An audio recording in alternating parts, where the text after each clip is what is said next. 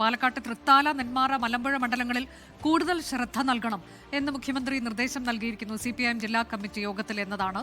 പാലക്കാട് ജില്ലയിൽ CPIMന്റെ 7 സിറ്റിംഗ് MLA-മാർ തുടരും എന്നതിന്റെ വിവരങ്ങൾ കൂടി മത്സര രംഗത്ത് അവരുണ്ടാകും. ആലത്തൂരിൽ 2 ടേം പൂർത്തിയായ KD പ്രസേനൻ മാറും. പാലക്കാട്ട് സ്ഥാനാർത്ഥിയെ തീരുമാനിച്ചിട്ടില്ല. അങ്ങനെ ഏറ്റവും പുതിയ വിവരങ്ങൾ എങ്ങനെയാണ്? അനുജ, ഏറെ തിരിച്ചടി നേരിട്ട തൃത്താല, മലമ്പുഴ, നെന്മാറ മണ്ഡലങ്ങളിൽ കൂടുതൽ ശ്രദ്ധ ചെലുത്തി പ്രവർത്തിക്കണമെന്നാണ് മുഖ്യമന്ത്രി CPM ജില്ലാ നേതൃത്വത്തിന് നിർദ്ദേശം നൽകിയിരിക്കുന്നത്. കാര്യം പ്രവർത്തനങ്ങൾ നടത്തണം.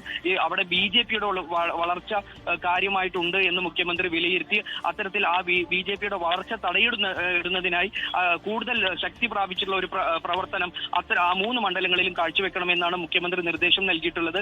കൂടാതെ ആലത്തൂരിൽ KD പ്രസേനൻ MLA ഒഴികെ ബാക്കിയുള്ള ജില്ലയിൽ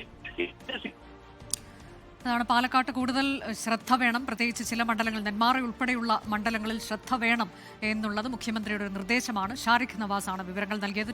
ലോകത്തെവിടെയായാലും ഏത് സമയത്തും 24 വാർത്തകളും ഓഗ്മെന്റഡ് റിയാലിറ്റി പാക്കേജുകളും എക്സ്പ്ലെയിനറുകളും വിശദമായി കാണാൻ ഞങ്ങളുടെ YouTube ചാനൽ നിങ്ങൾക്ക് സബ്സ്ക്രൈബ് ചെയ്യാം.